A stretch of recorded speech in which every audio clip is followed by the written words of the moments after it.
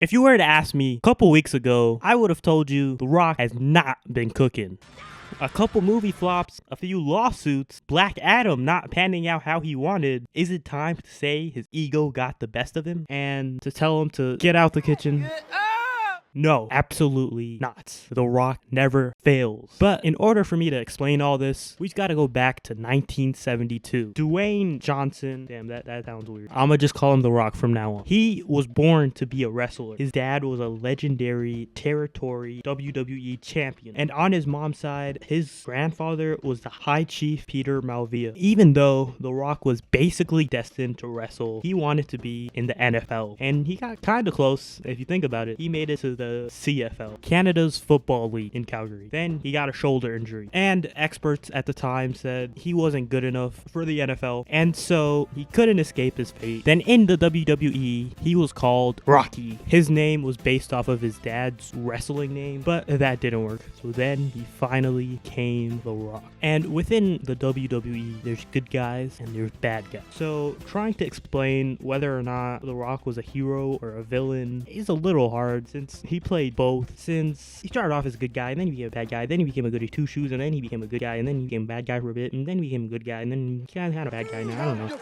But while his career in the WWE was flourishing, in 2002, a little movie called Scorpion King came out. It's one of his first major roles The Rock got. It wasn't exactly a hit, and critically, let's just say it's misunderstood. Never mind, it's garbage. But this would start the Rock cycle, not that one, of The Rock constantly trying things and then going back to the WWE when things aren't looking too hot. But back in the WWE world, this began the corporate Rock era. This was a time where The Rock would rather kiss Vince McMahon's ass than be the people's champ, literally being a bootlicker. And even though he was completely subservient to Vince McMahon, he felt that Vince's meddling made him lose WrestleMania. So he leaves the corporation, slowly setting the groundwork for Hollywood Rock era. But at this point, it's more than obvious that The Rock wants to be a big Hollywood actor, and more importantly, wanted to control his story and not be at the will of his employers. Also, he didn't want to be typecasted as a villain. But, I mean, I guess he didn't mind being Jungle Man. Anyways, The Rock understood in order to be the boss, he needed to be an employee first, which led him to doing many supporting roles, including Fast 5, in my opinion, the best Fast and Furious movie, and a highly profitable film. Then he started to be a regular face in Hollywood blockbusters. I think at this point, The Rock felt like he should be headlining, he should be the lead, which led to lots of disagreements on Fast and the Furious, especially with Vin Diesel. Alright, I'm gonna kind of skim over the Vin Diesel drama, mainly because a lot of the details are unknown, but basically their egos kept clashing, and they had a quote-unquote difference in philosophies when it came to filmmaking, and this led to Fast 8 having all their scenes be separate from one another because they weren't actually on set together. They couldn't stand each other. Then in Fast and the Furious 9, Rock just wasn't in the movie. After all that, Fast 10 came out and it flopped really hard at the box office. On the Rock side of things, Jungle Cruise didn't really perform at the box office. Black Adam also did poorly, and now after all this, Vin Diesel begs for The Rock to come back, and I think they're starting to realize maybe they're not as big as they think they are. And in a weird way, they kind of need each other, because at the end of Fast 10, The Rock made a cameo on the post-credit scene, seemingly confirming his return. Oh yeah, I should probably go back to the point of this whole video, how The Rock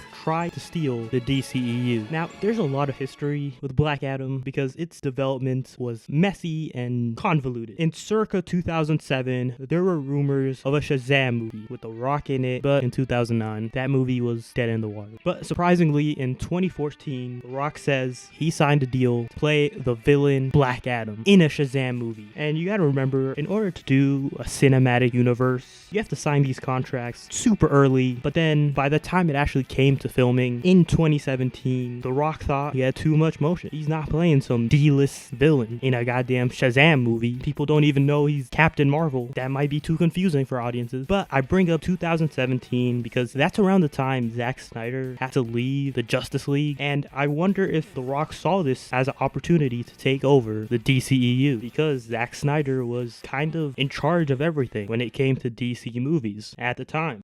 Now what you're going to see here is why the hierarchy of power in the DC universe is about to change. The hierarchy of power in the DC universe is about to change. The hierarchy of power in the DC universe is about to change. Things will never be the same because the hierarchy of power in the DC universe is about to change.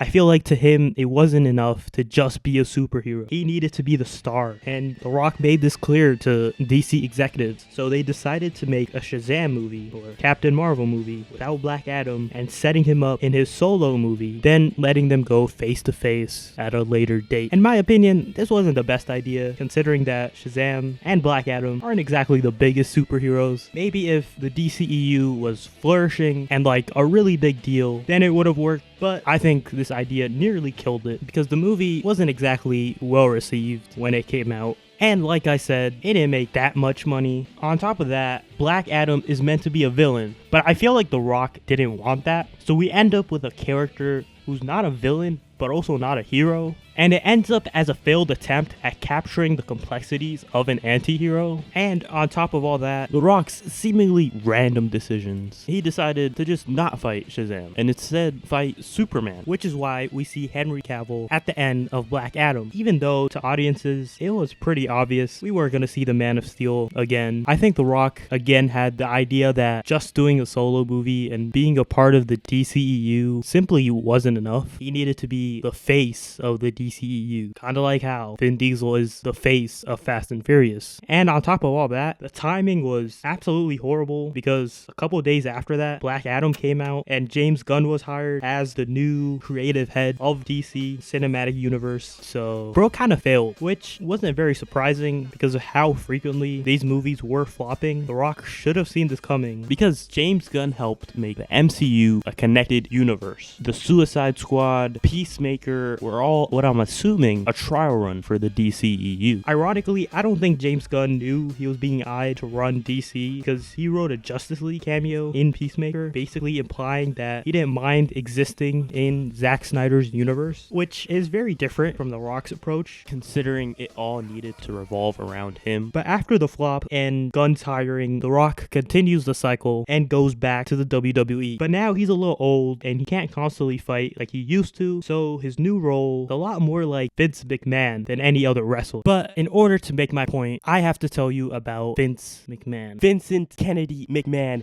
is an insanely iconic and innovative person, but shouldn't be anyone's role model because of his many scandals and lawsuits. Vince McMahon, like The Rock, had his destiny laid out for him because he came from generations of promoters. Even though it was his destiny, Vince wanted to be a wrestler, but his dad said no. He was way too rich for that shit. I can't get into all of it, but I'll try to condense it as much as possible, mainly because his story could literally be an incredible Netflix docuseries. It's really like insane and should be a movie. Back in the 70s, his father was the king of New York wrestling. Nothing gang related. But back then, it was agreed upon by promoters that each promoter would stay in their respective territory, featuring their cast of wrestlers, and everyone played by the rules. In the early 70s, a young Vince McMahon would be the ring announcer and later TV announcer on the syndicated matches. But it was clear McMahon wanted more. He wanted to be the best promoter there ever was. And since his dad was the king,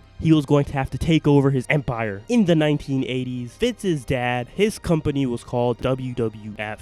This empire was the World Wrestling Federation. Then, in the year 1980, Vince and his wife founded a company called Titan Sports. And in order to get the empire, Vince needed to make an offer that his father could not refuse. However, this offer was so risky that the WWF would have to be extremely profitable or he'd go under immediately. Vince was fine in the short term, but needed to expand into areas that he wasn't allowed to. And a Georgia promoter at the time, Ollie Anderson, didn't like what he was doing. Ollie Anderson being one of the biggest promoters at the time. Then at a wrestling conference for promoters, there was a verbal confrontation between the two. But McMahon simply walked away, not caring how many enemies he made, because he already made friends with Ali's secretary. McMahon was determined to assemble the best roster money could buy. He got a ton of high-profile wrestlers, the biggest being Hulk Hogan. By 1984, he had syndication rights in many major U.S. cities, like Chicago, Nashville, New Orleans, Memphis, Dallas, and more. And in the spring of 1984, through a secret consortium, he bought majority interest in the Georgia territory, finally beating Ollie Anderson. But not everyone liked this, because the Georgia viewers were expecting their regularly scheduled program, but got a McMahon-hosted card.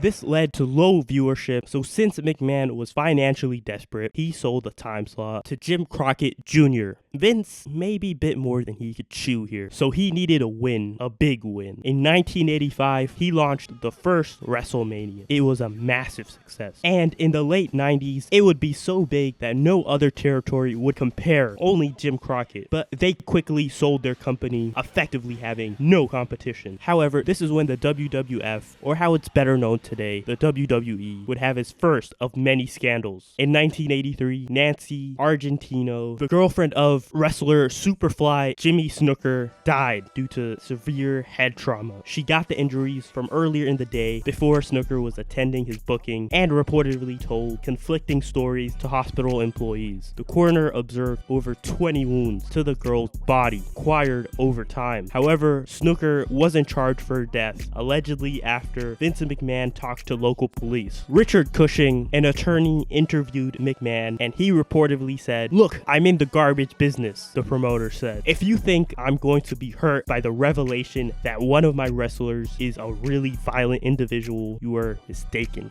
This nigga's insane. And after all this, Snuka would continue in the WWF for years to come. However, in the 90s, the WWF would face horrible ticket sales. This could be because of many reasons, maybe a lack of competition, repetitive storylines, I don't know. I'm just a movie guy. Then, in the year 1991, the first of many steroid scandals would begin, and Dr. George Zahorian was a ringside physician who would provide wrestlers with steroids, and he ended up being convicted on 12 counts of illegally distributing controlled substances to wrestlers. He would end up facing 3 years behind bars. Right after all this, former referee Rita Chatterton would accuse McMahon of sexual assault. Then on an episode of Donahue featuring Vince McMahon, several accusers, and former WWF stars that fell out with McMahon all had a conversation about the incidents, and the audience laughed at the discourse, even though there were some serious allegations on the line. Considering how much Vince McMahon blended real life and fiction, people were considering the whole matter a joke, and as long as people didn't take it seriously, McMahon would be fine. Then in 1994, McMahon himself would be tried for giving his wrestlers steroids. Things weren't looking too good because this was an actual criminal case, but he beat the case. It might seem like McMahon just can't lose and he's at the top of the world, but then in the late 90s, the WWF did poorly with bad ratings. Now, how did he save himself this time? Well, a new character would be introduced on the WWF, Vince McMahon. On top of that, Stone Cold Steve Austin brought in the new Attitude Era. That, coupled with his potential match with Vince McMahon, which ended up boosting ratings, and more importantly, boosted McMahon's ego. By the way, Vince McMahon did not fight Stone Cold Steve Austin. It was all set up. It was all promotion. Then after this, McMahon announced a new league, the XFL, a new football league to compete with the NFL, and it failed immediately, but we can ignore that because no one else will ever try to do that because it's a bad idea. Oh no. Anyways, the WWF became the modern day WWE. There would be a lot more scandals in the 2000s that wouldn't hurt the brand dramatically, and on top of that, a lot of wrestlers would end up leaving, describing Vince McMahon as an aging control freak who lost his creative touch long ago, but all that would not be Vince's death blow. On June 15, 2022, the Wall Street Journal investigated the WWE internally for an alleged $3 million worth of hush money that Vince gave to a former employee that he had an affair with, which we only know anything about because McMahon didn't want to pay, allegedly. Then Vince stepped down as CEO, but remained on creative. On July 8th, another alleged $12 million was given to 4 other women. In July 2022, Vince announced in a tweet he's retiring. Was Vince McMahon done? No, Vince wasn't done yet because he wanted to sell the company, even though shareholders told him explicitly to stay retired or else they'll sue him. He did it anyways. Since he had a controlling stake, he could do whatever he wanted. First order of action, he repaid all of his misconduct, then settled a 1986 sexual assault case. This led to Endeavor announcing the WWE and UFC will merge to form TKO Holdings. In the deal, Triple H will control creative. Everyone was happy. However, one of the women he paid off sued him, revealing what Vince did to her. This was because Vince didn't pay her full NDAs, breaching the contracts. After all this, WWE's biggest sponsor, Slim Jim, put its WWE promotion on hold, and other sponsors were assumed to follow. Then Vince McMahon retired yet again. This was his death blow. Vince McMahon probably won't be coming back to the WWE anytime soon. But do you know who is the latest TKO board member? The Rock. Finally, Dwayne Johnson gets to own the name The Rock. Even though we associate him with it, he doesn't own his own name. The WWE owned it, and he finally got control back. On top of that, in the latest WWE storylines, The Rock is essentially playing Vince McMahon. He effectively has become what Vince McMahon used to be, but The Rock could actually fight, so he's a little different. And as a TKO board member, he inserts himself into WrestleMania 40, replacing Cody Rhodes as the main event. Rhodes' story as the new face of the WWE was meant to finish, but The Rock said no. He wanted to be the main event. But then, people felt that The Rock coming in and stealing his story was unfair and unearned. While most likely a work, The Rock heard the outcry and changed the match to be a tag team match with his cousin, Roman Reigns, versus Cody Rhodes and Seth Rollins, fighting to determine if bloodline rules would be set for the main event, Roman Reigns versus Cody Rhodes. It was a royal bloodline versus commoners who earned their spot. And on the first night, bloodline rules won. But on the second night, even with bloodline rules, Cody Rhodes was victorious. And if you watch WrestleMania 40, you'll realize the WWE is heading in a new era, one not ruled by bloodlines and instead earned.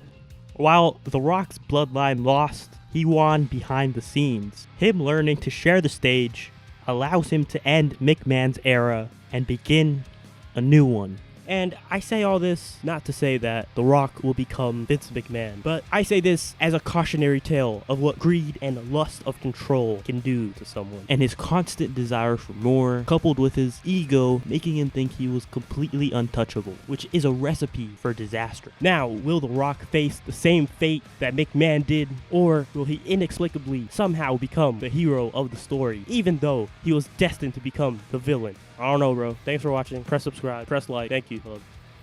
Also, just to clear some stuff up, The Rock doesn't actually run the WWE. That's Triple H's role, but he could be considered the new McMahon. A more accurate description would be, if you've seen Succession, Tom would be Triple H because he ends up marrying into the family and getting the whole company and kind of running it. Hilariously, The Rock would be Greg. He's just kind of buddies with who ends up becoming the top dog. And yeah, I skipped a lot of stuff in this video because it's already very long. Comment down below if you want a part 2. I do really want to talk about the McMahon family and the parallels to Succession. It's actually kind of insane if you really look into it. But yeah, leave a like, subscribe, all that stuff. Bye.